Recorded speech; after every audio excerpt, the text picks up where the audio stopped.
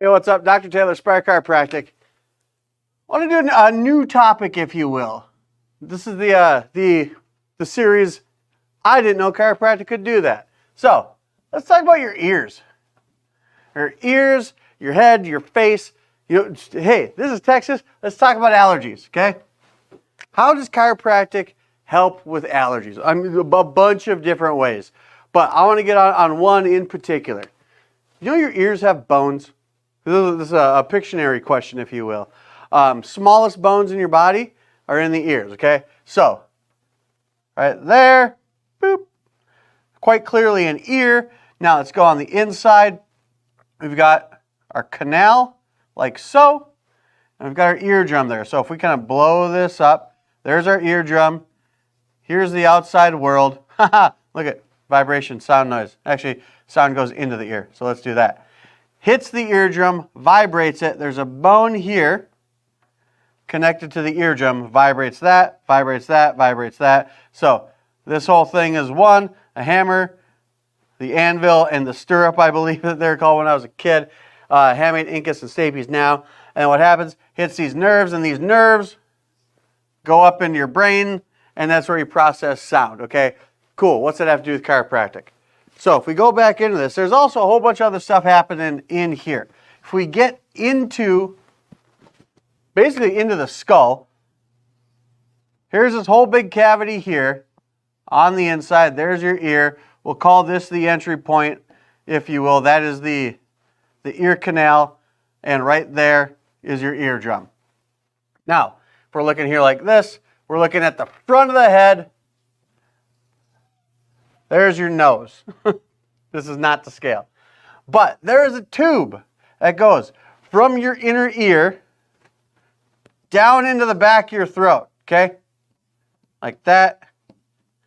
Back in the day, it used to be called the eustachian tube. They've named it something more anatomical now. I don't know what it is off the top of my head. But we've got allergies, okay? We've got increased mucus production. We've got that feeling that like it just sounds like, everything sounds like this, right? Everything is clogged up and kind of muffled. Why is that? One of the reasons is because this tube from your inner ear into the back of your throat gets clogged up, okay? So you've got all the gunk and stuff going on in here caused by just our immune reaction to the allergies, which clogs up this space here. Same thing, it gets messed up if you've ever, gone underwater and, you got water stuck in there or something like that, and everything just kind of sounds muffled.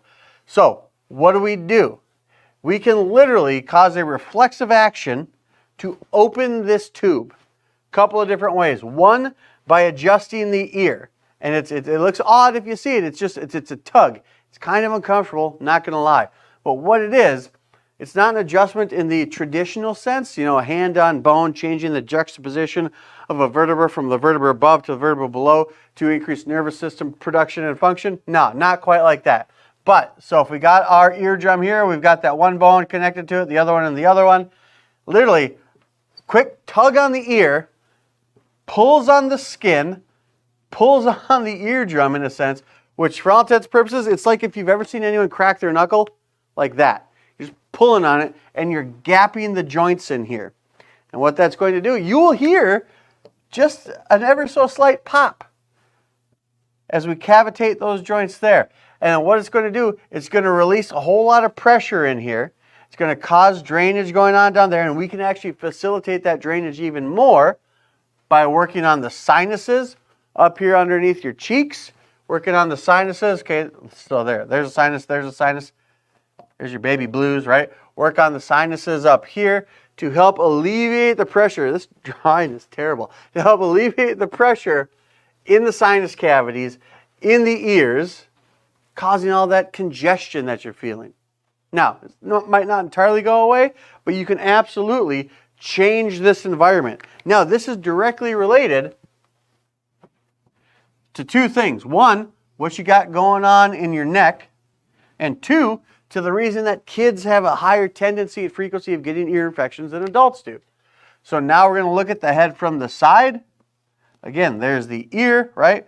We've got our neck, and we've got all these muscles going along the neck, up into the head here, up like that, So that's going to put tension on all of the tissues in there if these things get all spazzed up and tight. And it's going to pull on this stuff in there, causing this congestion just like anything else would, right? Just like a tight back can cause congestion, let's call it across your shoulder blades.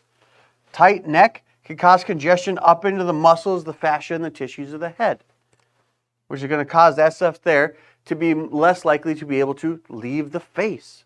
Same thing. If we get into kids though, so this is an adult head, right?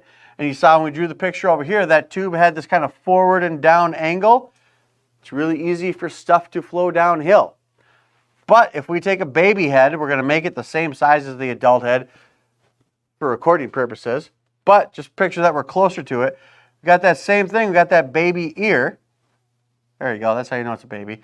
But that tube, that eustachian tube there, doesn't have that angle. They've got a smaller, more compact head, and that tube is much more horizontal. Stuff doesn't drain well on a horizontal plane like it does on an incline like this. So all that gunk and stuff that will build up can't leave, especially if that tube right there is constricted. Same kind of thing here. They've got the same bones and muscles in the head and neck that we do, right? So if we team that up with the fact that, hey, we're trying to actually learn to hold our head up, so these muscles are a whole lot tighter than usual. Same thing, it's going to pull on all the tissues and all the surfaces in there, which is going to constrict that even more. So what do? We adjust the ear. We encounter that reflex there in that tube, so that smooth muscle opens up, allows that stuff to drain better. We assess the bones in the neck to help take the tension off those muscles there, to help relieve the tension in the lower head, the neck, and the face. Basically opening all that space up. I don't know, my chiropractor could adjust my ears. Absolutely. But again, it's not just the ears. Whether it's sinus and allergy stuff, whether it's neck pain, headaches, low back, hip, all this kind of stuff, you need to remember, whenever you come in here and you want an issue addressed, you have a chief complaint, it's never one thing. We've got to check the whole thing. It's not just the symptom, it's the stuff underlying the symptom, the stuff that caused the symptom. But also, talking about adjusting ears. Chiropractic is so much more than neck pain, back pain, and headaches. Granted, neck pain and headaches can certainly play into this kind of stuff. So, if you're living in Texas and it's springtime and you're watching this, but it sounds like this, give us a buzz. Walk right through that door, give us a call. We're ready to help you when you're ready to be your best, even if it means adjusting your ears.